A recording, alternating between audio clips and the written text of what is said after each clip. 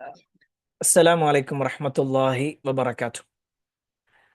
അൽഹംദുലില്ലാഹി റബ്ബിൽ ആലമീൻ വസ്സലാത്തു വസ്സലാമു അലാ റസൂലില്ലാഹ് വഅലാ ആലിഹി വഅസ്ഹാബിഹി അജ്മഈൻ അമ്മാ ബഅദ്. അല്ലാഹുമ്മ സ്വല്ലി അലാ മുഹമ്മദിൻ വഅലാ ആലി മുഹമ്മദ് കമാ സ്വല്ലൈത അലാ ഇബ്രാഹീം വഅലാ ആലി ഇബ്രാഹീം ഇന്നക ഹമീദും മജീദ്. അല്ലാഹുമ്മ ബാരിക് അലാ മുഹമ്മദിൻ വഅലാ ആലി മുഹമ്മദ് കമാ ബാറക്ത അലാ ഇബ്രാഹീം വഅലാ ആലി ഇബ്രാഹീം ഇന്നക ഹമീദും മജീദ്. أعوذ بالله من الشيطان الرجيم بسم الله الرحمن الرحيم يا أيها الذين آمنوا اتقوا الله حق تقاته ولا تموتن إلا وأنتم مسلمون. പ്രിയപ്പെട്ട സഹോദരങ്ങളെ, സഹോദരിമാരെ, സത്യവിശ്വാസികളെ, അള്ളാഹുവിൻ്റെ വിധിവിലക്കുകൾ അനുസരിച്ചുകൊണ്ടും പ്രവാചകൻ സല്ലല്ലാഹു അലൈഹി വസല്ലമയുടെ ജീവിതചര്യ പിൻപറ്റിക്കൊണ്ടും ജീവിക്കണമേ എന്ന് ആദ്യമായി എന്നോടും തുടർന്ന് നിങ്ങൾ ഓരോരുത്തരോടും ഉണർത്തുകയാണ്, വസീയത്ത് ചെയ്യുകയാണ്. അള്ളാഹുവിൻ്റെ അപാരമായ അനുഗ്രഹത്താൽ വളരെ സുപ്രധാനമായ ഒരു വിഷയം അത് കേൾക്കാനും ആ വിഷയവുമായി ബന്ധപ്പെട്ടുകൊണ്ട് ചില കാര്യങ്ങൾ മനസ്സിലാക്കുവാനും വേണ്ടിയാണ് നമ്മൾ ഈ ഒരു സമയത്ത് ഒരുമിച്ച് കൂടിയിട്ടുള്ളത്. പ്രത്യേകിച്ച് നമ്മളെല്ലാവരും മനസ്സിലാക്കിയതുപോലെ നമ്മുടെ മക്കളുമായി ബന്ധപ്പെട്ടുകൊണ്ട് ചില കാര്യങ്ങൾ, ഒരു പക്ഷേ ഇതിനു മുമ്പ് പലപ്പോഴും പാരന്റിങ് ക്ലാസ്സുകളിൽ പങ്കെടുത്ത ആളുകൾ ഈ കൂട്ടത്തിൽ ഉണ്ടാകും. നമ്മുടെ തന്നെ ഓരോ മാസവും ഒന്നോ അതിലധികമോ തവണ നമ്മൾ പാരന്റിങ് ക്ലാസ്സുകൾ നടത്തിയിട്ടുണ്ടായിരുന്നു. ചില പ്രത്യേക ടോപ്പിക്കുകൾ വെച്ചുകൊണ്ട് തന്നെ അതിൻ്റെ ഭാഗം തിരിച്ചുകൊണ്ട് കഴിഞ്ഞ പല ആഴ്ചകളും നമ്മൾ അവതരിപ്പിച്ചിട്ടുണ്ട്. കഴിഞ്ഞ ആഴ്ചയിൽ നമ്മൾ പറഞ്ഞത് മക്കളുമായി അല്ലെങ്കിൽ മക്കൾക്കുള്ള ചില ക്ലാസ്സുകളായിരുന്നു ഗെയിമിൻ്റെ വിഷയത്തിൽ. അൽഹംദുലില്ലാ, കഴിഞ്ഞ ആഴ്ചയിലെ ക്ലാസ് കഴിഞ്ഞ ഉടനെ തന്നെ ഒരു 15ഓളം കോളുകൾ എനിക്ക് വന്നിട്ടുണ്ടായിരുന്നു. അത് മക്കൾക്കത് ഉപകാരപ്പെട്ടു എന്ന നിലക്കാണ് പല രക്ഷിതാക്കളും അതിനെക്കുറിച്ച് കമൻറ്റ് ചെയ്തതും അതേപോലെ തന്നെ മെസ്സേജ് അയച്ചതും വിളിച്ചതും ഒക്കെ. എന്തായിരുന്നാലും അല്ലാഹു സുബ്ഹാനഹു വതആല നമ്മുടെ മക്കളെയും നമ്മെയും അല്ലാഹു സുബ്ഹാനഹു വതആല സ്വർഗത്തിൽ ഒരുമിച്ച് കൂട്ടുമാറാവട്ടെ. നമ്മളെ സംബന്ധിച്ചിടത്തോളം ഈ ഒരു ഇരുത്തം കേവലം ഒരു പേരിന് വേണ്ടിയല്ല, ഒരു ക്ലാസ് അതിനുവേണ്ടി കുറച്ചു നേരം ഇരിക്കുക എന്നതിനപ്പുറത്തേക്ക് വളരെ സുപ്രധാനമായ ചില കാര്യങ്ങൾ അത് ഒന്ന് പരസ്പരം ചർച്ച ചെയ്യാൻ വേണ്ടിയാണുള്ളത്. അതിന് മുമ്പ് നമ്മൾ കഴിഞ്ഞ ക്ലാസ്സിൽ ഗെയിമുമായി ബന്ധപ്പെട്ടുകൊണ്ട് പറഞ്ഞു, അതിന് മുമ്പത്തെ ആഴ്ചയിലും കുട്ടികൾക്കുള്ള ക്ലാസ് ആയിരുന്നു. അപ്പം അതുകൊണ്ട് തന്നെ കഴിഞ്ഞ ആഴ്ചയുടെ ബാക്കിയായിരിക്കും ഇന്നുണ്ടാവുക എന്ന ഒരു ധാരണയിൽ പല ആളുകളും എന്നോട് പേഴ്സണലായിട്ട് ചോദിച്ചിട്ടുണ്ടായിരുന്നു, കുട്ടികൾക്കുള്ള ക്ലാസ് ആണോ എന്നുള്ളത്. അപ്പം ആദ്യമേ പറയാനുള്ളത്, ഇന്ന് നമ്മൾ കുട്ടികൾക്കുള്ള ക്ലാസ് അല്ല, മുതിർന്നവർക്കുള്ള ക്ലാസ്സാണ്. അതായത് രക്ഷിതാക്കൾക്കുള്ള ക്ലാസ്സാണ്. നമ്മൾ മാസത്തിൽ ഒരു ദിവസം എന്തായാലും ഇതുവരെ അൽഹംദുലില്ലാ നമ്മൾ മുന്നോട്ട് കൊണ്ടുപോയിട്ടുണ്ട്. ഒന്നോ ചിലപ്പോൾ അതിൽ കൂടുതലോ തവണ പാരന്റിങ് ക്ലാസ്സുകൾ നമ്മൾ വെക്കാറുണ്ട്. അപ്പോൾ ആ ഒരു അർത്ഥത്തിലാണ് നമ്മൾ ഇന്നും വെച്ചിട്ടുള്ളത്. ഇൻഷാ അള്ളാ പിന്നീടുള്ള ഏതെങ്കിലും ഒരു ദിവസം അടുത്ത ആഴ്ചയൊക്കെ ആയിട്ട് ആ ഗെയിമുമായി ബന്ധപ്പെട്ടുകൊണ്ടുള്ള അതിൻ്റെ ബാക്കി ഭാഗങ്ങൾ കുട്ടികൾക്ക് ഉപകാരപ്പെട്ട ആ കാര്യം തന്നെ ഒന്നുകൂടി അവർക്കൊന്നുകൂടി ഡീപ്പായി മനസ്സിലാകുന്ന രൂപത്തിൽ അതിൻ്റെ ചില വീഡിയോസൊക്കെ കാണിച്ചുകൊണ്ട് തന്നെ കുട്ടികളെ ഉൾപ്പെടുത്തി അല്ലെങ്കിൽ കുട്ടികൾക്കുള്ള ക്ലാസ് എന്ന നിലക്ക് അടുത്ത ആഴ്ചയിൽ ഇൻഷാ അള്ളാ ഉണ്ടാകും. ഇൻഷാ അള്ളാ അള്ളാഹു സഹായിക്കുമാറാവട്ടെ. അപ്പം ഇന്ന് നമ്മൾ എല്ലാവരും മനസ്സിലാക്കിയിട്ടുള്ള പോലെ തന്നെ ഒരു ഭാഗമാണെന്ന് പറയാൻ പോകുന്നത്. അതായത് പ്രത്യേകിച്ച് കുട്ടികളുമായി ബന്ധപ്പെട്ടുകൊണ്ട് നമ്മളെല്ലാവരും ഏറെ ആശയോടുകൂടി അല്ലെങ്കിൽ പ്രതീക്ഷയോടുകൂടിയാണ് നമ്മുടെ മക്കളെ വളർത്താറുള്ളതും അവരുടെ കാര്യത്തിൽ ശ്രദ്ധ കൊടുക്കാറുള്ളതും. എന്നാൽ ഒരു കുട്ടി നന്നാവുക എന്നുള്ളത് എല്ലാ രക്ഷിതാക്കളും ആഗ്രഹിക്കുന്ന, എല്ലാവരും പ്രതീക്ഷിക്കുന്ന ഒന്നാണല്ലോ, മക്കൾ നന്നാവണം എന്നുള്ളത്. എന്നാൽ എപ്പോഴാണ് അല്ലെങ്കിൽ എങ്ങനെയാണ് ഒരു കുട്ടി നന്നാവുക?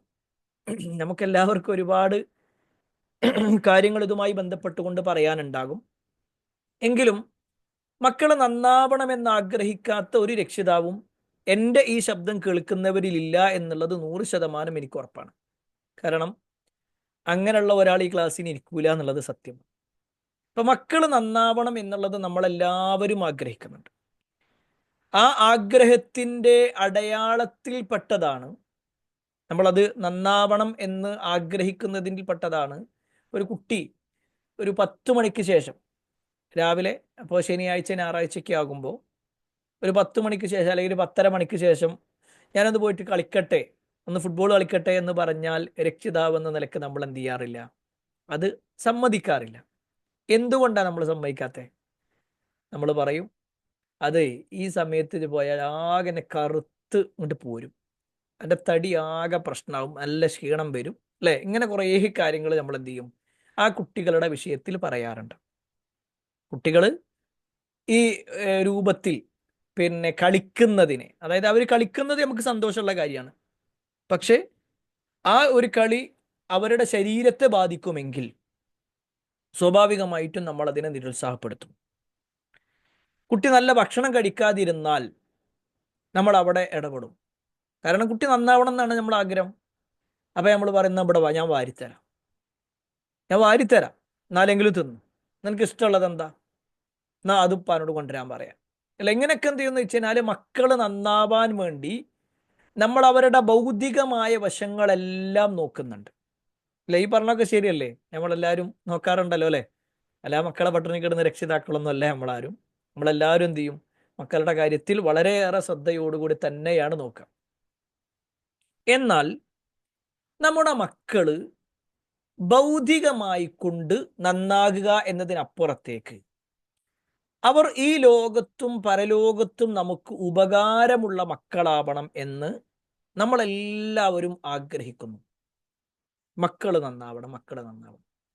എന്താണ് നിങ്ങളൊരു അഭിപ്രായത്തിൽ മക്കൾ നന്നാവാൻ വേണ്ട കാര്യങ്ങൾ എന്തൊക്കെയാ? നിങ്ങളൊന്ന് ടൈപ്പ് ചെയ്തോളിട്ടോ. എല്ലാവർക്കും ടൈപ്പ് ചെയ്യാം.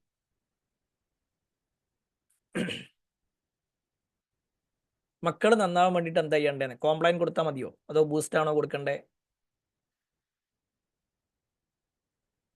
ഓക്കെ, ഓരോ കമന്റുകൾ വരുന്നുണ്ട്. നമ്മൾ നന്നാവണം, പിന്നെ സുബൈക്ക് എഴുന്നേൽക്കുക, സൽസ്വഭാവം, ദീൻ പഠിപ്പിക്കുക, മദ്രസ പഠനം മസ്റ്റ്, ദീനി വിദ്യാഭ്യാസം കൊടുക്കുക, പിന്നെ അറിവ് പഠിപ്പിക്കുക, അള്ളാഹുവിനെ കുറിച്ച് നന്നായിട്ട് അറിയുന്ന മക്കളാവണം, നമ്മൾ നന്നാവണം, പിന്നെ അള്ളാഹുവിനെ അറിയിച്ചു കൊടുക്കുക.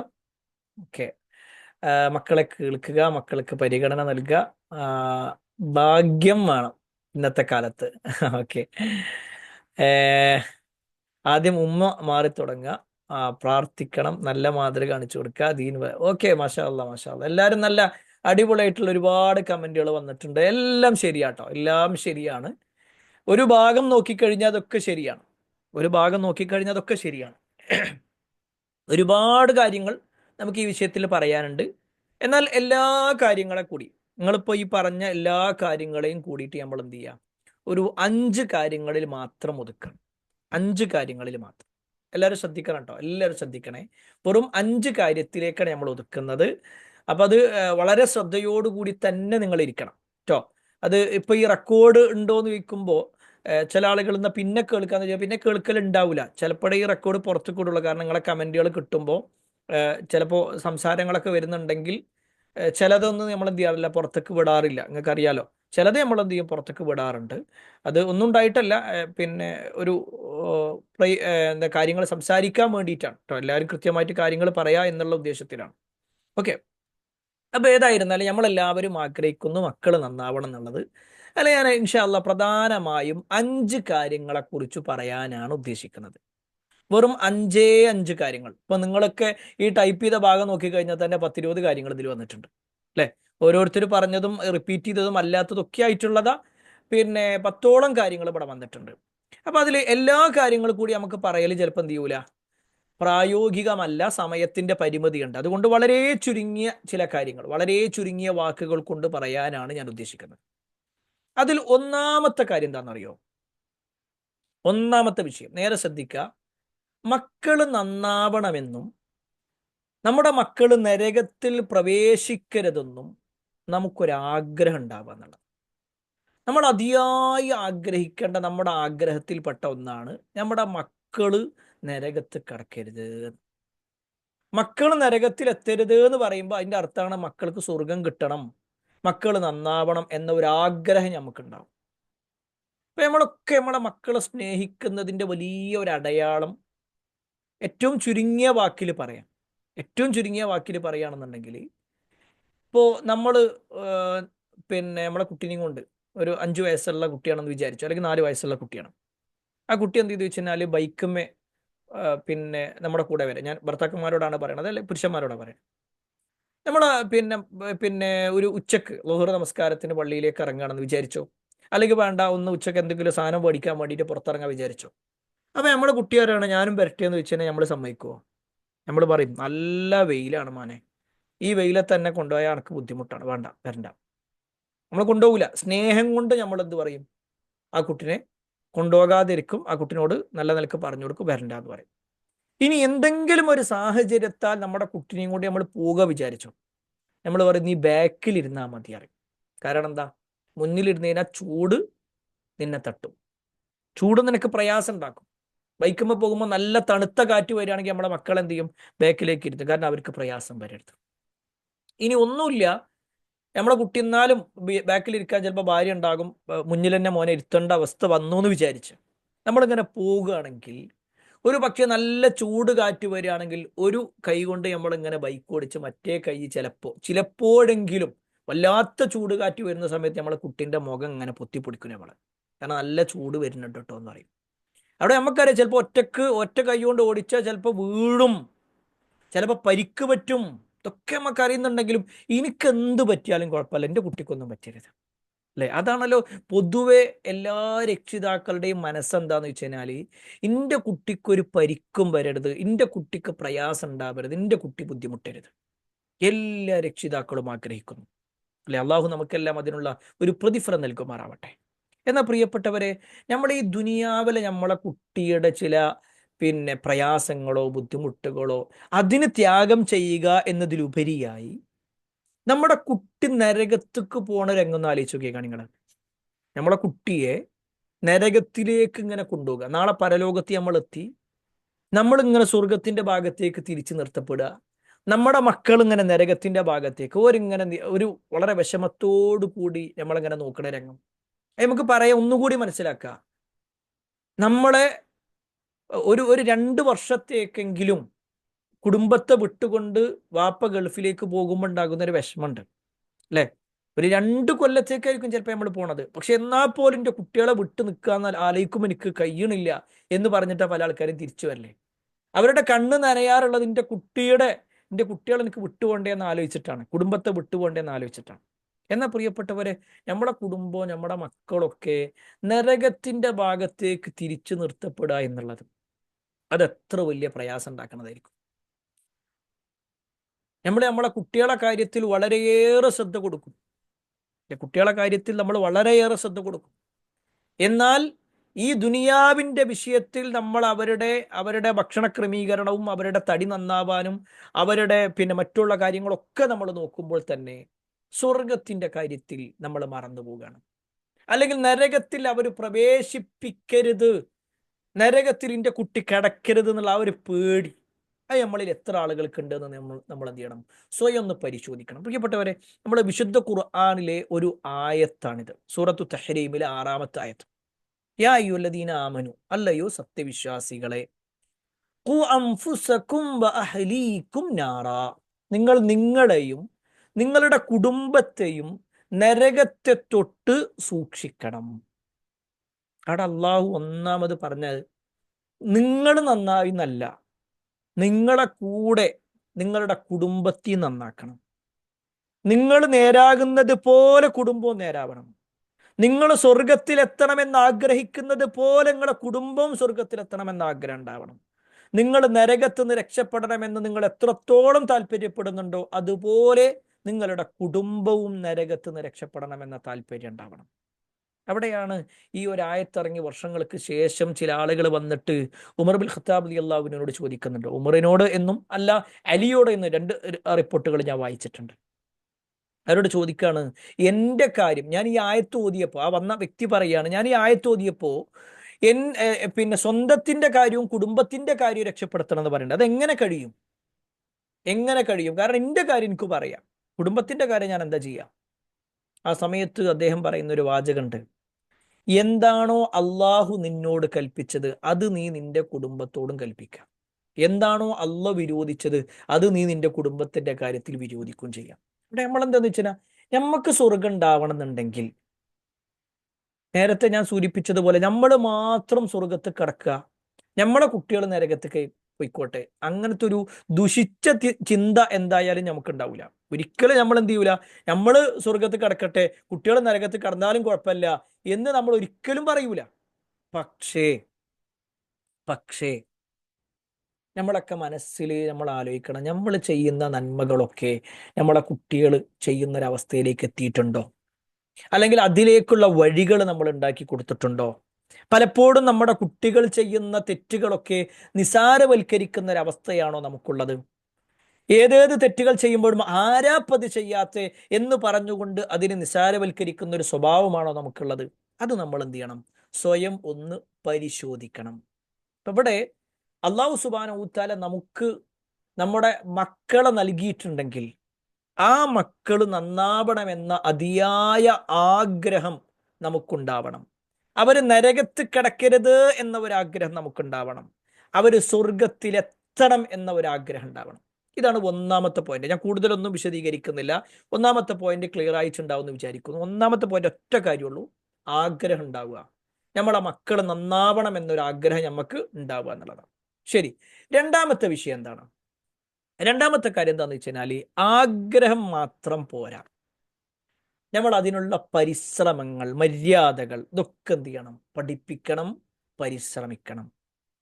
അതാണ് ഇപ്പൊ നേരത്തെ നിങ്ങൾ പല ആൾക്കാരും പറഞ്ഞു, ദീന് പഠിപ്പിക്കുക, മതം പഠിപ്പിക്കുക, മദ്രസയിൽ പഠിപ്പിക്കുക, അല്ലെ, ഇങ്ങനത്തെ കാര്യങ്ങളൊക്കെ. ഇവിടെ നമ്മൾ മനസ്സിലാക്കേണ്ടത്, ഒട്ടുമിക്ക രക്ഷിതാക്കളും ഈ ഒന്നാമത്തെ കാര്യത്തിൽ വളരെ പെർഫെക്റ്റ് ആണ്. കാരണം കുട്ടികളൊക്കെ നരകത്ത് കൊണ്ടേ, എൻ്റെ കുട്ടീനെ ഒരിക്കലും നരകത്ത് കൊണ്ടാ എനിക്കൊരാഗ്രഹമല്ല, എന്തായാലും എന്ത് ചെയ്യണം, എൻ്റെ കുട്ടിയെ സ്വർഗത്തേക്ക് എത്തണം.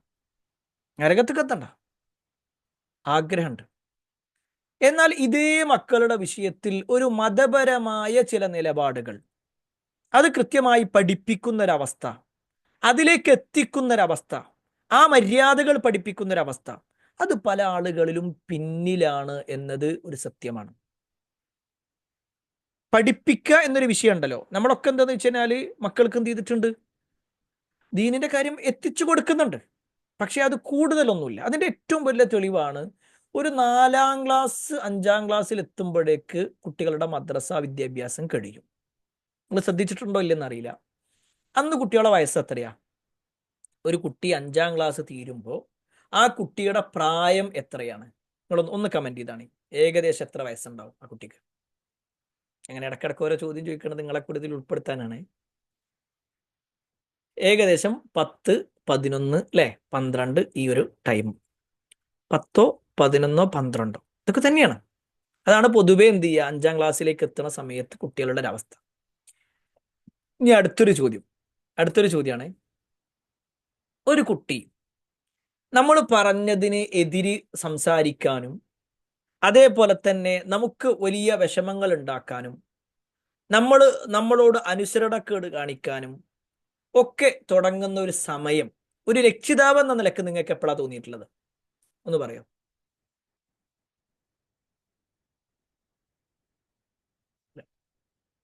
8, 9, 10 അല്ലെ, ആ ഒരു പ്രായത്തിലൊക്കെ തന്നെയാണ് തുടങ്ങുക.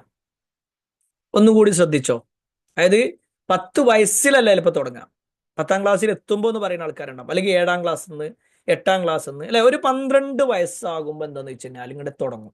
ഇപ്പോഴത്തെ ഒരു കാലഘട്ടത്തിൽ പ്രത്യേകിച്ചും നമ്മൾ കണ്ടു, ഇപ്പൊ ഈ അടുത്തൊക്കെ ചില വീഡിയോസ് ഒക്കെ നമ്മൾ കണ്ടു, കുറേ ചെറുപ്പക്കാരിങ്ങനെ പിന്നെ ലഹരി ഉപയോഗിക്കുമ്പോൾ ഒരു പ്രായമുള്ള ഒരാൾ, അതായത് ആ കുട്ടികളുടെ വാപ്പയാണെന്ന് പറയുന്നു, അല്ല ഒരാൾ എന്നുള്ള നിലക്കും പറയുന്നുണ്ട്. ഏതായിരുന്നാലും ഞാനൊരു കമന്റ് ബോക്സേ വായിച്ചിട്ടുള്ളൂ, ആ വീഡിയോ കണ്ടു, നിങ്ങൾ ചിലപ്പോൾ കണ്ടിട്ടുണ്ടാകും. ഞാൻ ആ വീഡിയോ ഒക്കെ കാണിക്കണം എന്ന് വിചാരിച്ചതാണ്. പിന്നെ അതൊന്നും നമുക്ക് താങ്ങാൻ കഴിയൂല, ഒരു രക്ഷിതാവ് എന്ന നിലക്ക് നമുക്കതൊന്നും താങ്ങാൻ കഴിയൂല. ചിലപ്പോൾ കണ്ടവരുണ്ടാവും, ഒരു പ്രായമുള്ള ഒരാളെ വളരെ വൃത്തികെട്ട വാക്കുകളിലൂടെ അഭിസംബോധനം ചെയ്തുകൊണ്ട് അയാളെ പിന്നെ അയാളുടെ പെരടിക്കടിക്കുന്ന ഒരവസ്ഥ, കൂട്ടം കൂടി തല്ലുക. കണ്ടില്ലേ നമ്മൾ? അവിടെ എന്താന്ന് വെച്ചിട്ടുണ്ടെങ്കിൽ എന്തുകൊണ്ട് ഈ കുട്ടികൾ ഇങ്ങനെയായി? നമ്മൾ മദ്രസയിൽ പഠിപ്പിക്കുന്നില്ല. എല്ലാ രക്ഷിതാക്കളും പറയും മദ്രസയിലൊക്കെ പറഞ്ഞയച്ചു, എന്നിട്ടും കുട്ടിക്കൊരു മാറ്റവും ഇല്ല അറിയും. ഒന്നെന്താന്ന് വെച്ച് കഴിഞ്ഞാൽ നമ്മളെ മദ്രസ പിന്നെ തലങ്ങൾ നമ്മൾ നോക്കിക്കഴിഞ്ഞാൽ വളരെ കുറഞ്ഞ സമയം മാത്രമാണ് നമ്മുടെ മക്കൾ മദ്രസ പഠിക്കുന്നത്. ഞാൻ ആരെയും കുറ്റപ്പെടുത്താൻ വേണ്ടി പറയല്ല കേട്ടോ, പലപ്പോഴും തോന്നിയ ചില കാര്യങ്ങളാണ് പറയണത്. എല്ലാവരും ശ്രദ്ധിക്കുക. അതായത് മക്കളെ മദ്രസക്ക് പറഞ്ഞേക്കും രക്ഷിതാക്കൾ പറഞ്ഞേക്കും, ശരിയാണ്. പക്ഷേ എല്ലാ ദിവസവും ഉണ്ടാവില്ല. ചിലപ്പോൾ നേരത്തെ കുട്ടി പോകേണ്ടി വരും എന്നറിയും, അല്ലേ? അതായത് സ്കൂളിൽ നിന്ന് നേരത്തെ ബസ് വരും, സ്കൂളിന്റെ ബസ് വരും, അപ്പോഴേക്ക് എനിക്ക് വേഗം പോകണം. അതായത് ആകെ കുട്ടി വരുന്നത് 7 മണിക്കാണ്, അല്ലെങ്കിൽ 6:45. ഒരു 7:30 മണി 8:30 മണിയാകുമ്പോൾ 8 മണിയാകുമ്പോഴേക്കും എന്ത് ചെയ്യണം? കുട്ടിക്ക് പോകണം. എന്ത് വേണ്ട, കൂടുതൽ സമയമൊന്നും ഇരിക്കാൻ പറ്റില്ല, 1 മണിക്കൂറൊക്കെ മതി, അതൊക്കെ മതി. എന്നാൽ ആഴ്ചയിൽ എല്ലാ ദിവസവും എല്ലാ ദിവസവും വേണ്ട, ഒരു 3 ദിവസം മതി, 4 ദിവസമൊക്കെ മതി. ശരി, ആ കുട്ടി എന്നാൽ എല്ലാ 4 ദിവസവും വരുമോ?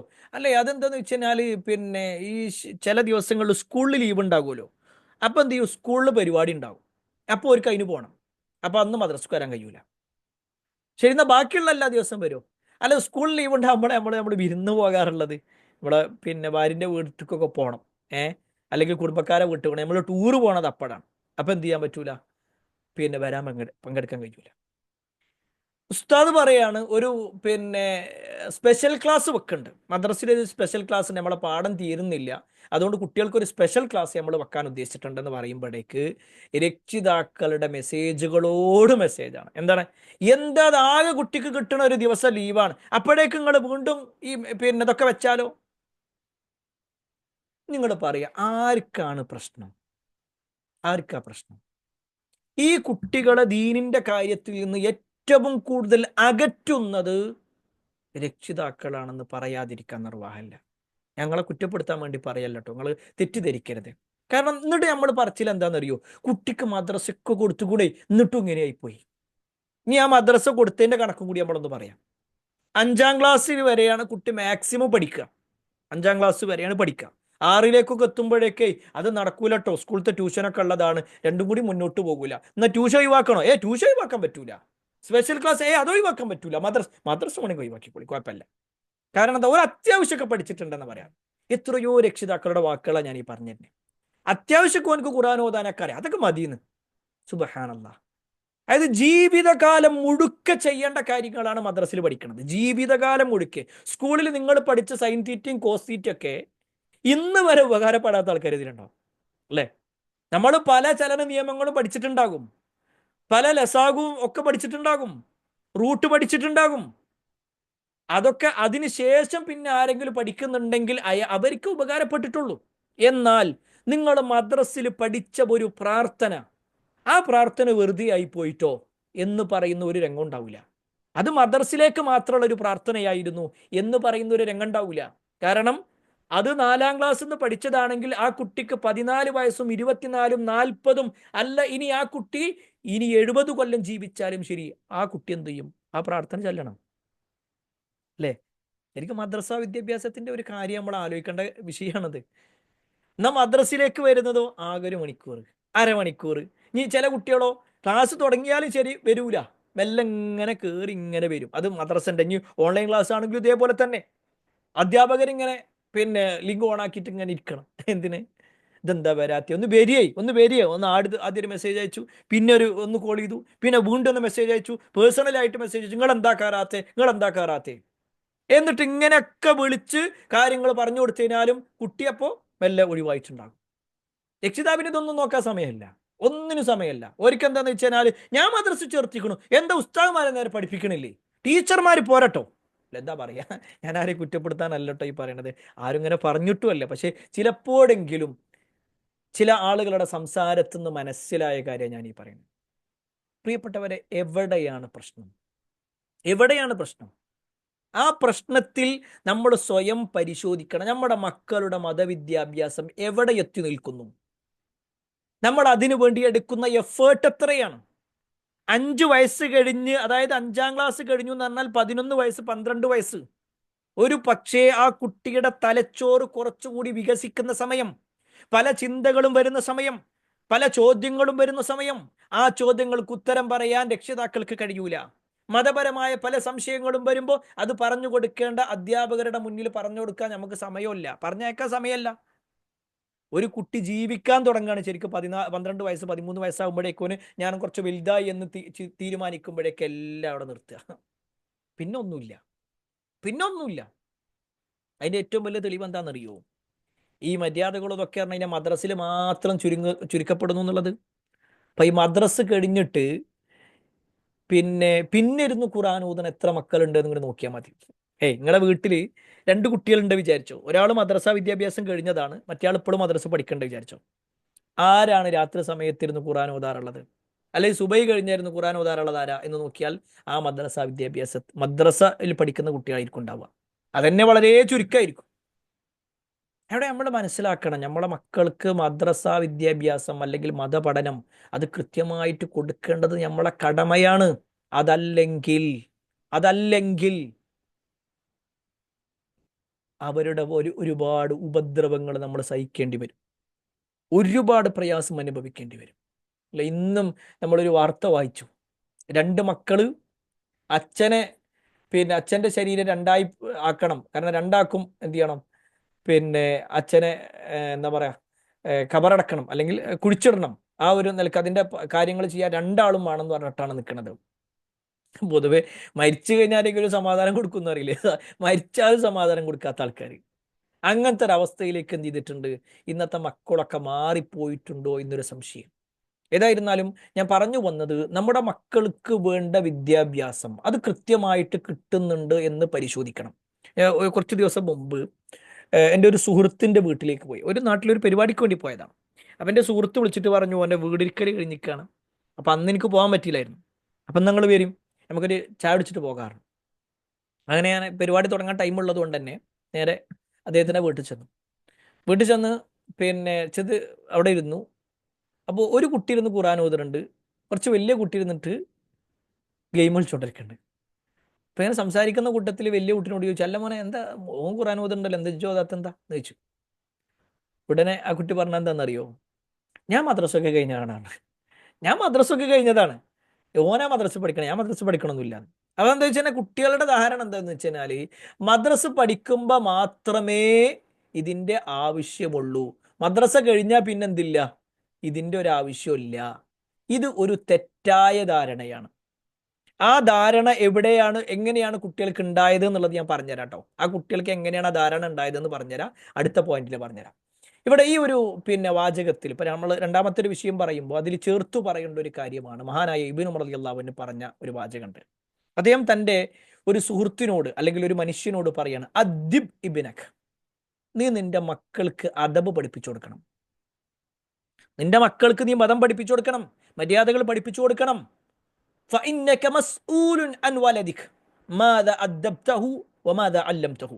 തീർച്ചയായും നിന്റെ മക്കളുടെ വിഷയത്തിൽ നീ ചോദ്യം ചെയ്യപ്പെടുക തന്നെ ചെയ്യും.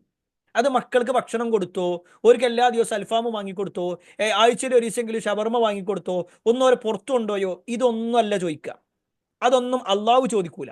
പക്ഷെ അള്ളാഹ് ചോദിക്കും, മാദാ അദ്ദബ്തഹു, നീ എന്താണ് അവന് മര്യാദ പഠിപ്പിച്ചു കൊടുത്തത്, അദബ് പഠിപ്പിച്ചു കൊടുക്കാൻ നീ എന്താ ചെയ്തത്, വമാദാ അല്ലംതഹു, നീ ഇൽമ എന്ന നിലയ്ക്ക് എന്ത് പഠിപ്പിച്ചു കൊടുത്തു. ഞാനുണ്ടല്ലോ മദ്രസയിൽ ചേർത്തു, പിന്നെ ഞാൻ തിരിഞ്ഞു നോക്കിയിട്ടില്ല. ഞാൻ എന്തിനപ്പോ നോക്കേണ്ട ആവശ്യം അല്ല. ആ മദ്രസയിലേക്ക് ചേർത്തിയാൽ ആ കുട്ടി പഠിക്കുന്നുണ്ടോ നോക്കണം, കൃത്യമായി ക്ലാസ്സുകൾ അറ്റൻഡ് ചെയ്യുന്നുണ്ടോ നോക്കണം, അവൻ ക്ലാസ്സിൽ കേൾക്കുന്നില്ലേ ശ്രദ്ധിക്കണം, അവന്റെ പഠനം എവിടെ എത്തി നിൽക്കുന്നു പരിശോധിക്കണം, അവൻ പഠിച്ചത് വീട്ടിലിരുന്ന് ചൊല്ലുന്നുണ്ടോ നോക്കണം, അതനുസരിച്ചുകൊണ്ട് അവന്റെ ജീവിതത്തിലുണ്ടോ എന്ന് നോക്കണം. ഇതൊക്കെ നമ്മളെ നോട്ടല്ലേ. ആ കുട്ടിക്ക് ഇപ്പോൾ സ്കൂളിൽ നിന്ന് ടൂറ് പോവുകയാണ്, അപ്പോൾ രാത്രി പുലർച്ചെ 4 മണിക്ക് സ്കൂളിൽ എത്തണം. എന്താ നമ്മൾ ചെയ്യുക? 4 മണിക്ക് നീച്ചിട്ടൊന്നും നടക്കൂല എന്ന് പറയോ? ഇല്ല. നമ്മൾ എന്ത് ചെയ്യും? ആയിക്കോട്ടെ, അതിനെന്താ, 3 മണിക്ക് നമ്മൾ നീക്കേണ്ടി വരും, കുട്ടിനെ കുളിപ്പിക്കാനും മറ്റു കാര്യങ്ങളൊക്കെ ചെയ്യേണ്ടി വരും, ഓൻ്റെ ഡ്രസ്സൊക്കെ തേക്കണ്ടേ. എന്നിട്ട് പിന്നെ എന്ത് ചെയ്യണം, വീട്ടിൽ നിന്ന് ഒരു 3:30 മണിയോടുകൂടി ഇറങ്ങണം. എന്നാലേ നമുക്ക് എന്ത് ചെയ്യുള്ളൂ, ഒരു 3:45 ആകുമ്പോഴേക്ക് എത്തുള്ളൂ. 4 മണിക്ക് വണ്ടി പുറപ്പെടണ്ടേ, നേരത്തെ എത്തണം. അല്ലെങ്കിൽ എന്താ വെച്ച് കഴിഞ്ഞാൽ ചിലപ്പോൾ സീറ്റൊക്കെ ഫുള്ളാകും, മുന്നിൽ ഇരിക്കേണ്ടി വരും, അല്ലെങ്കിൽ ചിലപ്പോൾ ബാക്ക് പോകേണ്ടി വരും, നേരെ സീറ്റ് കിട്ടൂല. അതുകൊണ്ട് നേരത്തെ പോയിക്കോ. എന്ത് റിസ്ക് എടുക്കാനും നമ്മൾ റെഡിയാണ്, അല്ലെ? എന്ത് റിസ്ക് എടുക്കാനും നമ്മൾ റെഡിയാണ്. എന്നാൽ നമ്മുടെ മക്കൾക്കുള്ള ഒരു വിദ്യാർത്ഥി സമ്മേളനം നടക്കുന്നുണ്ട്, ഇന്ന സ്ഥലത്താണ് നടക്കുന്നത്, രാവിലെ ഒരു 7 മണിയാകുമ്പോഴേക്ക് നിങ്ങൾ എന്ത് ചെയ്യണം, ഓനൊന്ന് അവിടെ എത്തിച്ചേരുമോ? അതെ, എത്തിച്ചു തരാമെന്ന് എനിക്ക് ചോദിക്കാം. നിങ്ങൾ വേണമെങ്കിൽ ഓനെ എടുത്തിട്ട് വണ്ടി കൊണ്ട് വരുന്നിട്ട് ഓൻ ഇങ്ങോട്ട് പോയിക്കോളി, എനിക്കിതിൻ്റെ പിന്നാലെ അടക്കാൻ കഴിയൂല. എത്ര രക്ഷിതാക്കൾ അതൊക്കെ പറയലെന്നറിയും. സത്യം പറഞ്ഞാൽ ഓരോ മക്കൾ നന്നാവുക എന്നുള്ളത് ഓരേക്കാൾ കൂടുതൽ നമ്മുടെ ബാധ്യതയാണെന്ന് തോന്നിപ്പോകും. ദുനിയാവിന്റെ വിഷയത്തിൽ ആ കുട്ടികളെയും കൊണ്ട് ചുറ്റും നടക്കുന്ന ആൾക്കാർ, കറങ്ങി നടക്കുന്ന ആൾക്കാർ.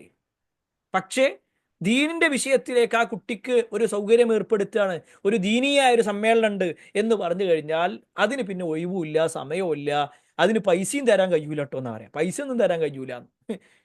അതേ കുട്ടി 10,000 ഉറുപ്പ്യ എടുത്തിട്ട് ചിലപ്പോൾ സ്കൂളിൽ നിന്ന് ടൂർ പോയിട്ടുണ്ടാവും. അതിന് വാപ്പാക്കൊരു പ്രശ്നമല്ല, ഉമ്മാക്കൊരു പ്രശ്നമല്ല.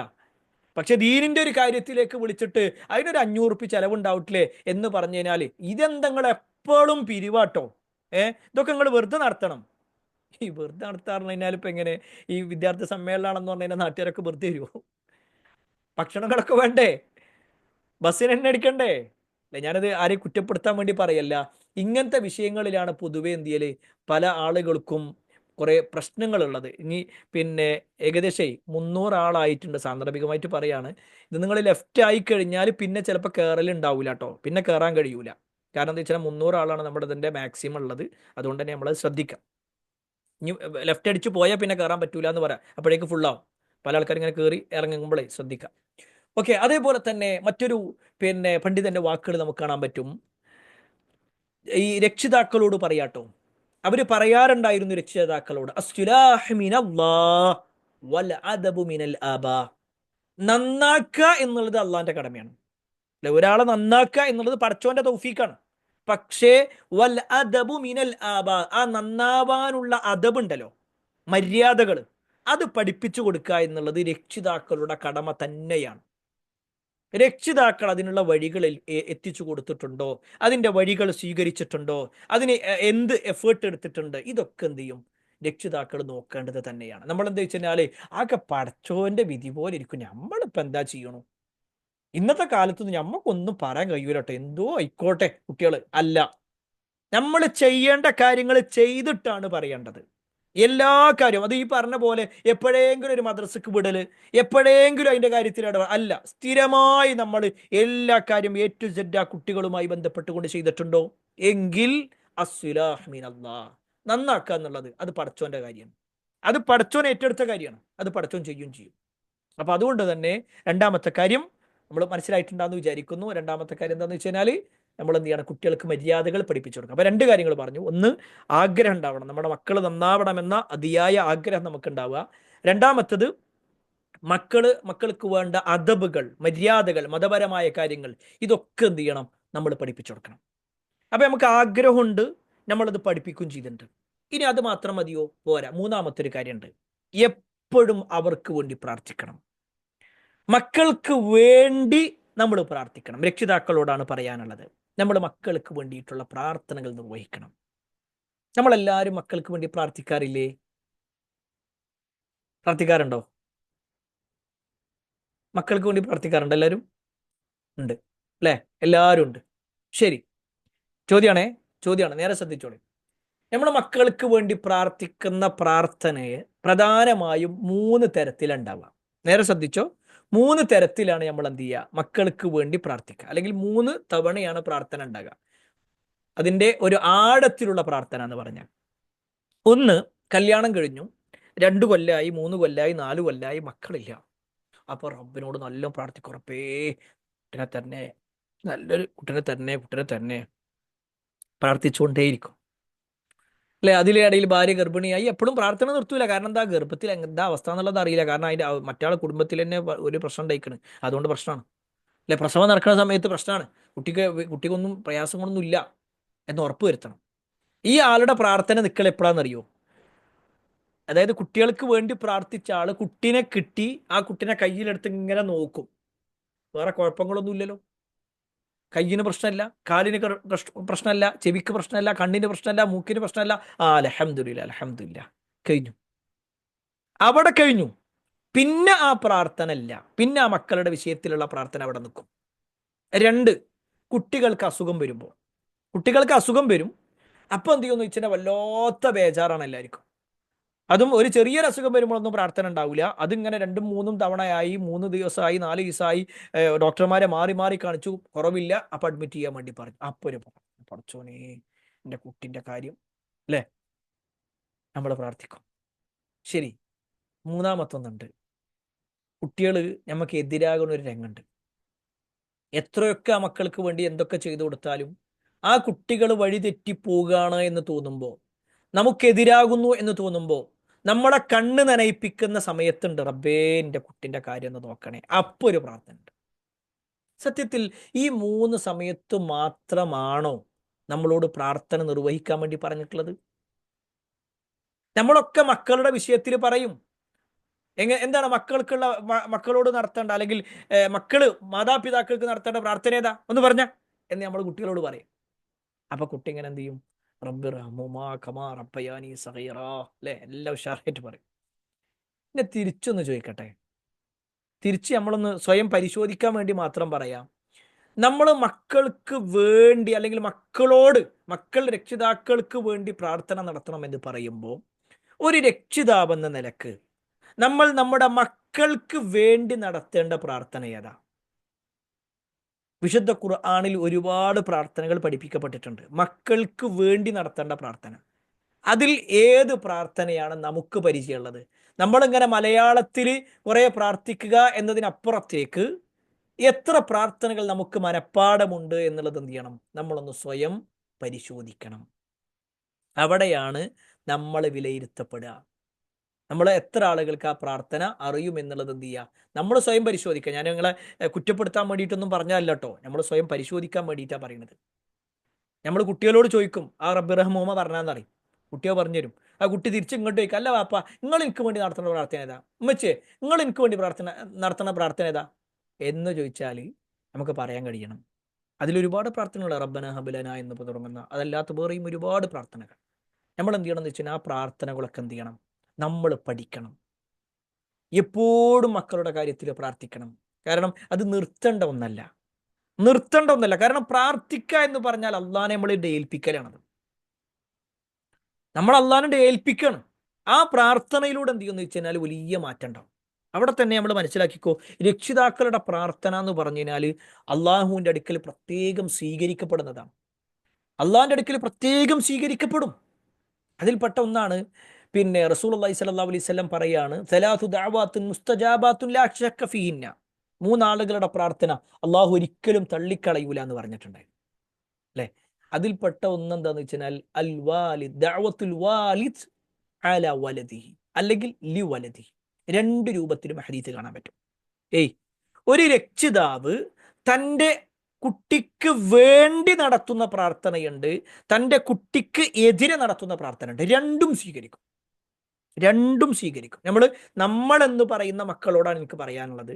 നമ്മുടെ വാപ്പയും ഉമ്മയും അവർ നിസ്കാരം കഴിഞ്ഞ് അവരുടെ കൈകൾ ഉയർത്തപ്പെടുന്ന സമയത്ത്, അല്ലെങ്കിൽ അവരേതെങ്കിലും ഒരു സമയത്ത് പ്രാർത്ഥിക്കാനായി അവരുടെ കൈകൾ ഉയർത്തപ്പെടുമ്പോൾ, അവരുടെ പ്രാർത്ഥന അള്ളാഹുവിലേക്ക് ഉയരപ്പെടുന്ന സമയത്ത് നമ്മുടെ പേര് പറഞ്ഞിട്ട് നമുക്ക് വേണ്ടിയാണോ നമ്മുടെ ഉമ്മയും ഉപ്പയും പ്രാർത്ഥിച്ചിട്ടുണ്ടാവുക, അതല്ല നമുക്ക് എതിരെയാണോ പ്രാർത്ഥിച്ചിട്ടുണ്ടാവുക എന്ന് പരിശോധിച്ചോളി.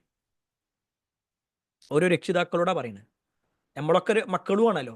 നമ്മൾ രക്ഷിതാവെന്ന് പറഞ്ഞിട്ട് ഇരുന്നൊരു കാര്യമില്ല. നമ്മളും ഒരു കാലത്തെ മക്കളാണ്, ഇപ്പോഴും മക്കൾ തന്നെയാണ്. ഇപ്പോഴും നമ്മുടെ വാപ്പയും ജീവിച്ചിരിക്കുന്നുണ്ട്. ആ വാപ്പയും ഉമ്മയും ഇന്ന് നിസ്കരിച്ചതിന് ശേഷം നടത്തിയ പ്രാർത്ഥനകൾ, അതിൽ നമുക്ക് വേണ്ടിയുള്ള പ്രാർത്ഥന ഉണ്ടായിരുന്നോ, അതല്ല നമുക്ക് എതിരെയുള്ള പ്രാർത്ഥനയായിരുന്നോ എന്നെന്ത് ചെയ്യണം? നമ്മൾ സ്വയം പരിശോധിക്കണം എന്നുള്ളതാണ് ഓർമ്മപ്പെടുത്താനുള്ളത്. ഇനി അവിടെ നമ്മളെ സംബന്ധിച്ചിടത്തോളം നമ്മുടെ മക്കൾക്ക് വേണ്ടി നമ്മൾ പ്രാർത്ഥിക്കുക എന്ന് പറഞ്ഞല്ലോ, അതിലാണ് നേരത്തെ പറഞ്ഞ ആ ഹദീസ്, നമ്മൾ മക്കൾക്ക് വേണ്ടി പ്രാർത്ഥിച്ചാൽ അത് അള്ളാഹു സ്വീകരിക്കും.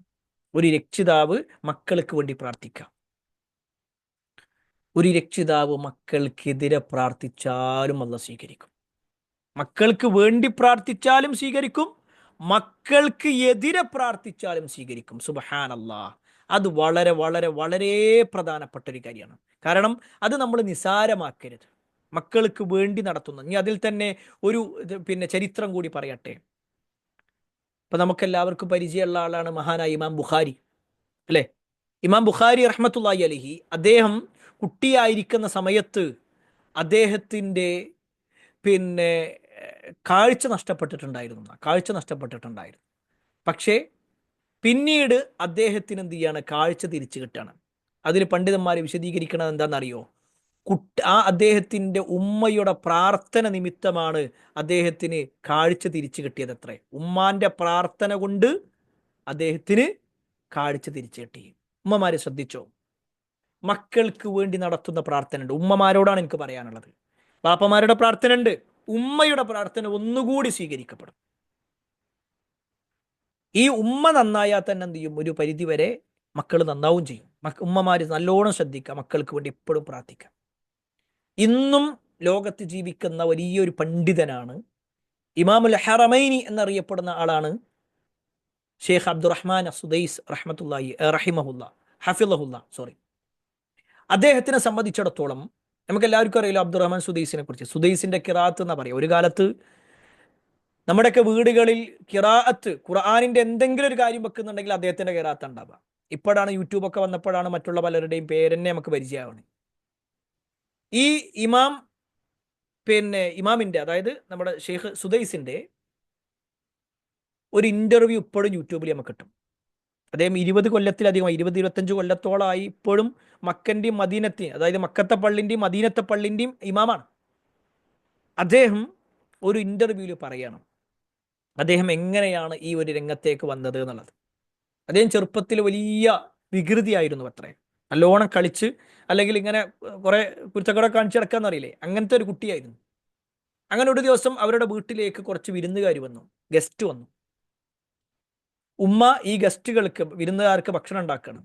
ഭക്ഷണമൊക്കെ ഉണ്ടാക്കി എല്ലാം റെഡിയായി നിൽക്കുന്ന സമയത്ത് കുട്ടിയായിരിക്കുന്ന ഈ അബ്ദുറഹ്മാൻ, അതായത് അബ്ദുറഹ്മാൻ സുദൈസ്, കുട്ടിയായിരിക്കുന്ന അദ്ദേഹം എന്ത് വെച്ച് കഴിഞ്ഞാൽ കുറച്ച് മണ്ണെടുത്തിട്ട് നേരെ ഈ ഭക്ഷണത്തെ കൊണ്ടുപോയിട്ടു.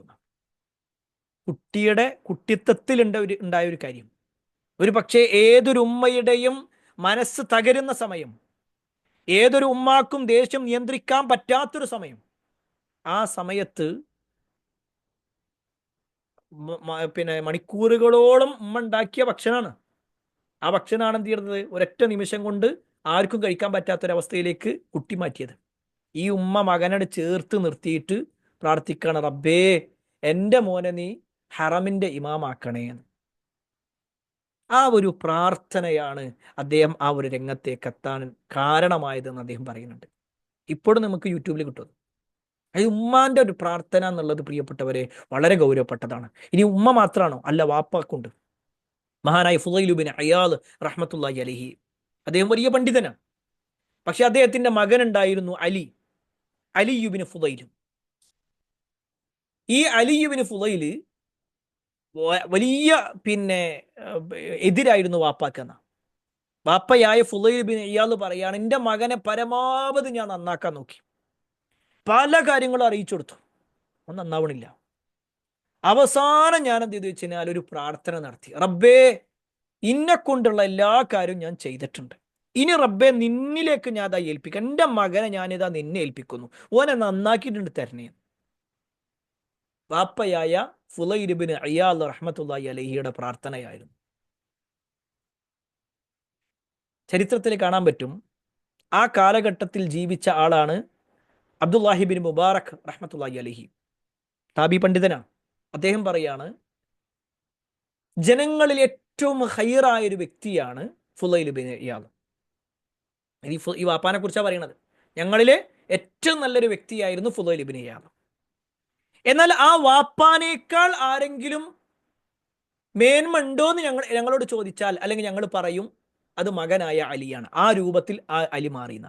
വാപ്പാനേക്കാൾ ഉഷാറായി മകൻ മാറുന്നൊരവസ്ഥ, അറിവ് കൊണ്ടും കഴിവ് കൊണ്ടും പ്രവർത്തനങ്ങൾ കൊണ്ടൊക്കെ മാറുന്നൊരവസ്ഥ. അവിടെ എന്താ വെച്ചാൽ വാപ്പാന്റെ പ്രാർത്ഥനയാണ്, അപ്പം എൻ്റെ കുട്ടിനെ നന്നാക്കണേ. ഇത് പ്രിയപ്പെട്ടവരെ ഒരു തവണ കൊണ്ട് പറഞ്ഞു നിർത്തേണ്ട ഒന്നല്ല. എപ്പോഴും നമ്മൾ എന്ത് ചെയ്യണം, നമ്മുടെ മക്കൾക്ക് വേണ്ടി പ്രാർത്ഥന നിർവഹിച്ചു കൊണ്ടേയിരിക്കണം. ഓക്കെ, ഇനിയും ഒരുപാട് കാര്യങ്ങൾ പറയാണ്ട് നമ്മുടെ സമയം അധികരിക്കുന്നു എന്നുള്ളത് കൊണ്ട് പെട്ടെന്ന് അവസാനിപ്പിക്കാം. അപ്പോൾ 3 കാര്യങ്ങൾ പറഞ്ഞു. ഒന്ന്, മക്കളെ മക്കൾ നന്നാവണമെന്ന അതിയായ ആഗ്രഹം നമുക്കുണ്ടാവാം. രണ്ടാമത്തെ കാര്യം, മക്കൾക്ക് വേണ്ട അദബുകൾ, ദീനിയായ വിജ്ഞാനങ്ങൾ, മര്യാദകൾ, ഇതൊക്കെ എന്ത് ചെയ്യണം, നമ്മൾ പഠിപ്പിച്ചു കൊടുക്കുക എന്നുള്ളതാണ്. മൂന്നാമത്തെ കാര്യം എന്താണെന്ന് വെച്ച് കഴിഞ്ഞാൽ ആ മക്കൾക്ക് വേണ്ടി നിരന്തരമായി നമ്മൾ പ്രാർത്ഥിക്കാം. നാലാമത്തെ കാര്യം എന്താണെന്ന് വെച്ച് കഴിഞ്ഞാൽ നമ്മൾ മാതൃകാ യോഗ്യരാകുക എന്നുള്ളതാണ്. നമ്മൾ നന്നാവും. നേരത്തെ പല ആളുകളും കമൻറ്റിൽ വന്നിട്ടുണ്ടായിരുന്നു ഈ ഒരു കമൻറ്റ് പറഞ്ഞിട്ട്, കുട്ടികൾ നന്നാവേണ്ട കാര്യം പറഞ്ഞപ്പോൾ. നമ്മൾ കുട്ടികളോട് ഇങ്ങനെ പല കാര്യങ്ങളും പറയാം, അത് നമ്മളെ ജീവിതത്തിൽ ഇല്ലാതിരിക്കാം. കുട്ടികളോട് നിസ്കരിക്കാൻ പറയാം, നമ്മൾ നിസ്കരിക്കാതിരിക്കാം. കുട്ടിനോട് നോമ്പെടുക്കാൻ വേണ്ടി പറയാ, നമ്മൾ നോമ്പെടുക്കാതിരിക്കാം. കുട്ടിനോട് സിനിമ കാണരുത് എന്ന് പറയാ, എന്നിട്ട് നമ്മൾ കാണാം. കുട്ടിനോട് കളവ് പറയരുത് എന്ന് പറയാ, എന്നിട്ട് നമ്മൾ പറയാം. അല്ലേ? കുട്ടികളോട് ഒരുപാട് കാര്യം പറയുന്നതിനേക്കാൾ വലിയ എഫക്റ്റീവ് നമ്മൾ ജീവിച്ച് കാണിക്കലാണ്. നമ്മൾ ജീവിക്കലാണ്. ആ ജീവിച്ച് കാണിക്കുമ്പോൾ എന്ത് ചെയ്യുമെന്ന് വെച്ച് കഴിഞ്ഞാൽ ആ കുട്ടിക്ക് അത് വലിയ മാറ്റം ഉണ്ടാകും. നമ്മുടെ കുട്ടിയെ നിങ്ങൾ 100 ക്ലാസ്സുകൾ പങ്കെടുപ്പിക്കുന്നതിനേക്കാൾ ഒരു ദിവസങ്ങളെ കൂടെ ഇങ്ങനെ നടത്തിയാൽ മതി. അപ്പോൾ കുട്ടി ഇങ്ങനെ കണ്ടുപഠിക്കും. പലതും കുറേ കാര്യങ്ങൾ കണ്ടുപഠിക്കാനുണ്ട് കുട്ടികൾക്ക്. ആ കണ്ടുപഠിക്കലാണ് പ്രധാനം. ഇവിടെ മാതൃകയോഗ്യരാകുക എന്ന് പറയുമ്പോൾ അതിൽ മഹാനായ ഉത്ബത്ത് ബിൻ അബി സുഫിയാൻ അദ്ദേഹം പറയുന്നൊരു വാചകമുണ്ട് മക്കളുമായി ബന്ധപ്പെട്ടുകൊണ്ട്. അദ്ദേഹം പറയാണ്, സന്താനത്തിന്റെ പ്രഥമ സംസ്കരണം എന്നുള്ളത്, അതായത് കുട്ടി നന്നാവുക എന്ന് പറഞ്ഞാൽ അതിൻ്റെ ഒന്നാമത്തെ കാര്യം നീ നന്നാവലാണ്, നീ സ്വന്തം നന്നാവലാണ്. കാരണം ആ കുട്ടികളുടെ എല്ലാവരുടെയും കണ്ണുകൾ നീയുമായി ബന്ധിക്കപ്പെട്ടിട്ടുണ്ടെന്നാണ്. അതായത് ആ കുട്ടി നോക്കണത് ഉമ്മ ചെയ്യണമെന്നുണ്ടോ എന്നാൽ അത് ശരിയാണ്, വാപ്പ ചെയ്യണുണ്ടോ അത് ശരിയാണ്. നമ്മൾ തെറ്റാ ചെയ്യണുണ്ടാവുക. അതാണ് അദ്ദേഹം പറയുന്നത്, ഫൽ ഹസൻ ഇൻദഹും മാ സനഅത. ആ മക്കളുടെ അടുക്കൽ നന്മ ഏതാന്ന് ചോദിച്ചാൽ നീ ചെയ്യുന്നതൊക്കെ അവർക്ക് നന്മയാണ്. വൽ ഖബീഹു ഇൻദഹും മാ തറക്ത. അവരുടെ അടുക്കൽ എന്താണോ മോശം, തിന്മ എന്ന് ചോദിച്ചാൽ അത് ഉമ്മയും ഉപ്പയും ചെയ്യാത്തതൊക്കെ തിന്മയാണ്. കുറെ പ്രസംഗിക്കേണ്ട ആവശ്യമില്ലാന്ന്. നമ്മുടെ കുട്ടിൻ്റെ കണ്ണ് നമ്മളുമായിട്ട് ബന്ധിക്കപ്പെട്ടിട്ടുണ്ട്. നമ്മൾ എപ്പോഴാണ് എണീക്കണത് ആ കുട്ടി നോക്കുന്നുണ്ട്. നമ്മൾ എന്താ പറയുന്നത് ആ കുട്ടി നോക്കുന്നുണ്ട്. നമ്മുടെ നാവിൽ എന്താ വരുന്നത് ആ കുട്ടി ശ്രദ്ധിക്കുന്നുണ്ട്. അതുകൊണ്ട് തന്നെയാണ് രക്ഷിതാക്കൾ മാതൃകായോഗ്യരാവണം. നമ്മുടെ ജീവിതത്തിൽ അതുണ്ടാവണം. അതില്ലെങ്കിൽ നമ്മൾ കുട്ടി മദ്രസന്ന് കുറേ പഠിക്കുന്നുണ്ട്, പക്ഷെ അതൊന്നും ഉമ്മാന്റെ ജീവിതത്തിലില്ല, വാപ്പാന്റെ ജീവിതത്തിൽ കാണുന്നില്ല. എങ്കിൽ ഈ കുട്ടി എന്ത് ചെയ്യൂല, മാറണമെന്നില്ല. ഞാൻ എൻ്റെ ഒരു സുഹൃത്ത് പറഞ്ഞൊരു അനുഭവം പറഞ്ഞുതരാം. അദ്ദേഹം, ഈ സുഹൃത്ത് ധാരാളമായിട്ട് ഖുർആൻ ഓതുന്ന ആൾ തന്നെയാണ്. പക്ഷെ അദ്ദേഹം വീട്ടിൽ നിന്നല്ല ഓതുക, അദ്ദേഹം പള്ളിയിൽ നിന്ന് ഓതുക. അപ്പം അദ്ദേഹം ഒരു നിങ്ങൾക്ക് ഉപകാരപ്പെടുട്ടോ, നിങ്ങളെ ക്ലാസ്സിൽ പറയാൻ പറ്റും എന്ന് പറഞ്ഞിട്ടാണ് അദ്ദേഹം ഒരു അനുഭവം പറയണത്. അദ്ദേഹം സ്ഥിരമായിട്ട് വീട്ടിൽ നിന്നല്ല പള്ളിയിൽ നിന്നാണ് ഖുർആൻ ഓതുക. അങ്ങനെ ഒരു ദിവസം അദ്ദേഹം എന്ത് ചെയ്തു വെച്ച് കഴിഞ്ഞാൽ വീട്ടിൽ നിന്ന് ഒരു മഗ്‌രിബ് കഴിഞ്ഞപ്പോൾ അദ്ദേഹം വീട്ടിലുണ്ടായിരുന്നു. എന്നാൽ പിന്നെ ഞാൻ ഇനിയിപ്പോൾ ഇവിടുന്ന് തന്നെ ഉണ്ട് ഓതാ എന്ന് വിചാരിച്ചിട്ട് മൂപ്പർ എന്ത് ചെയ്തു, ഖുർആൻ എടുത്ത് ഓതുകയാണ്. ഖുർആൻ എടുത്ത് ഓതുന്ന സമയത്ത് മൂപ്പരെ 5 വയസ്സുള്ള മോനുണ്ട് വന്നിട്ട് പറയാണ്, അതെന്താ വാപ്പച്ചി എന്താ ഖുർആൻ ഓതുന്നത്, ഉമ്മച്ചിയല്ലേ ഖുർആൻ ഓതുക, വാപ്പച്ചി ഓതൂലല്ലോ, അത് പെണ്ണുങ്ങളല്ലേ ഓതണ്ടേന്ന്. അതായത് കുട്ടിനെ സംബന്ധിച്ചിടത്തോളം ഈ ഭക്ഷണം ഉണ്ടാക്കലും വസ്ത്രം അലക്കലൊക്കെ അതൊക്കെ ഉമ്മമാരുടെ ഡ്യൂട്ടിയാണ് എന്നതുപോലെ ഖുർആൻ ഓതുക എന്നുള്ളത് ഉമ്മാന്റെ ഡ്യൂട്ടിയാണ്. വാപ്പ ജുമാക്ക് പോയാൽ മതി, അല്ലെങ്കിൽ നിസ്കാരം പള്ളിയിൽ പോകുക എന്നുള്ളത് വാപ്പാന്റെ ഡ്യൂട്ടി അല്ലേ.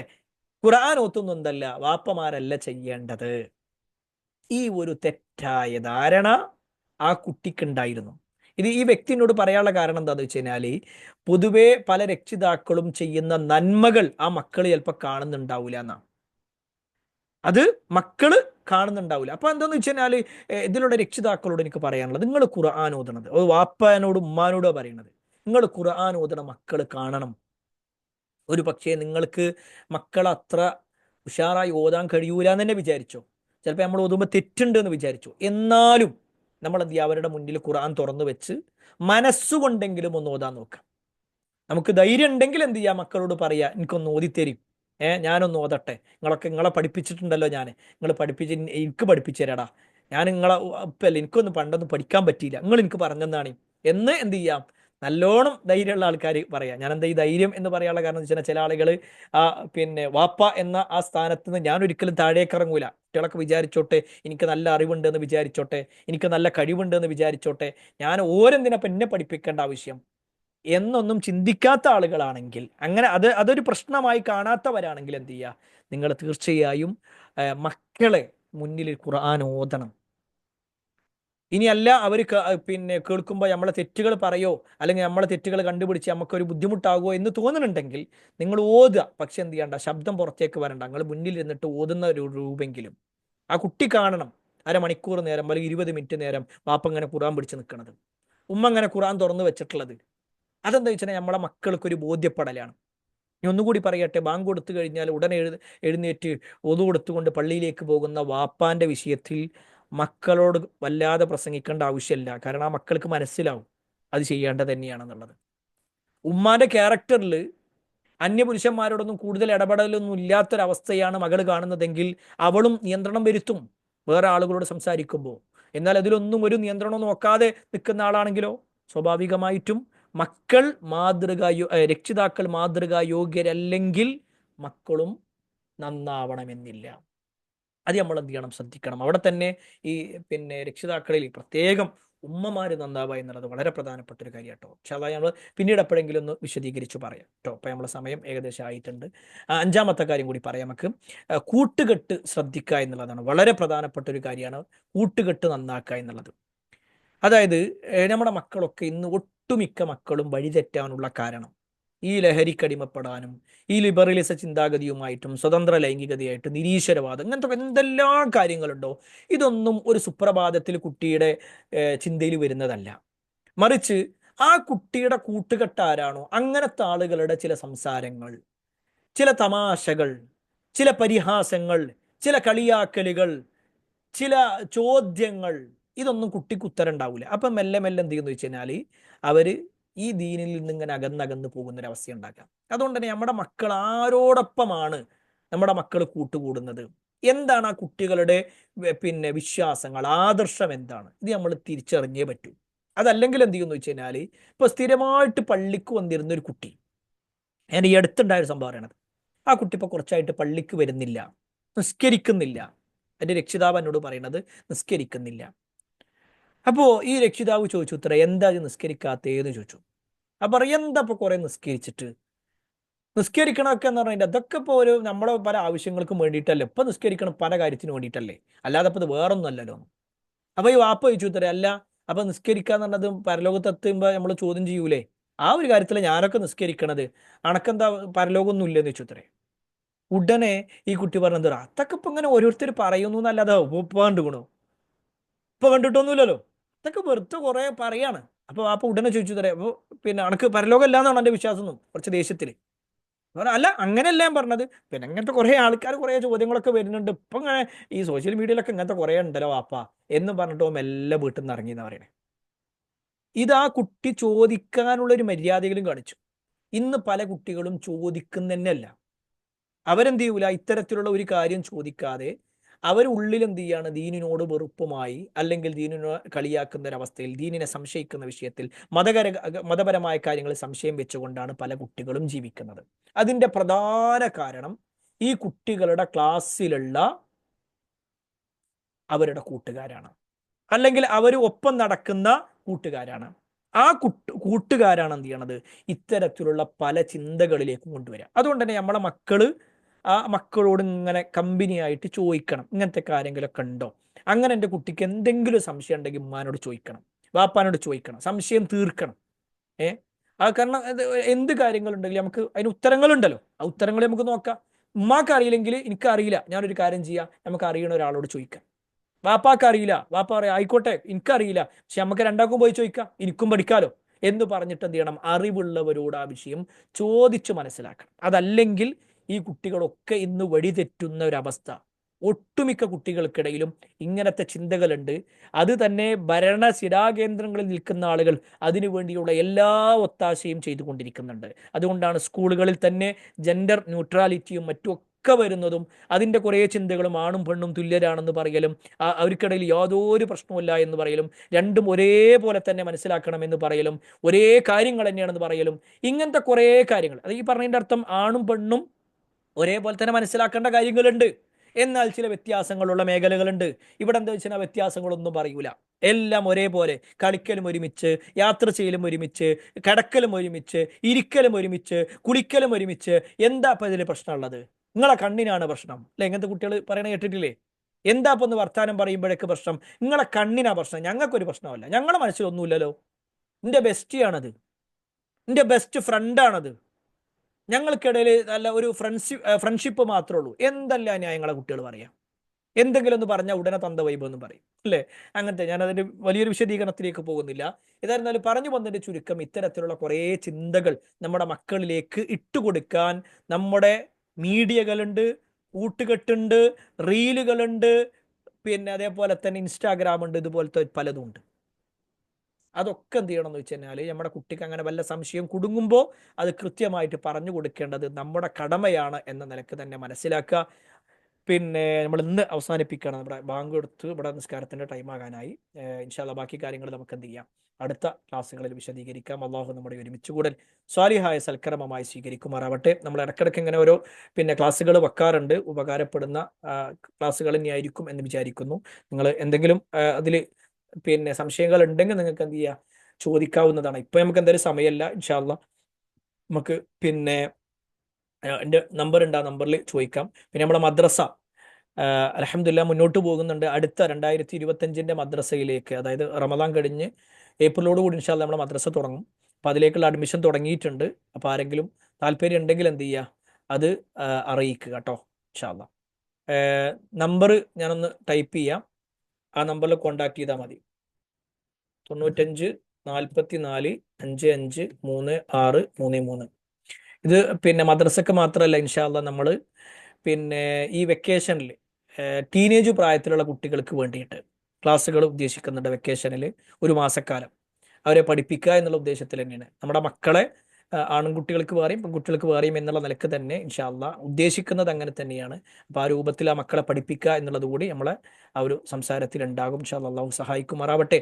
എല്ലാ അർത്ഥത്തിലും നന്മകൾ ചെയ്ത് ജീവിക്കുന്ന ആളുകളിൽ അള്ളാഹു നമ്മെ ഏവരെയും ഉൾപ്പെടുത്തുമാറാവട്ടെ. ഈ ലോകത്തും പരലോകത്തും ഉപകാരമുള്ള മക്കളാക്കി അള്ളാഹു നമ്മുടെ മക്കളെ മാറ്റുമാറാവട്ടെ. اللهم اغفر للمؤمنين والمؤمنات والمسلمين والمسلمات الأحياء منهم والأموات إنك مجيب الدعوات يا قاضي الحاجات. اللهم اجرنا من النار، اللهم اجرنا من النار، اللهم اجرنا من النار. ربنا آتنا في الدنيا حسنة وفي الآخرة حسنة وقنا عذاب النار. آمين آمين برحمتك يا أرحم الراحمين، والحمد لله رب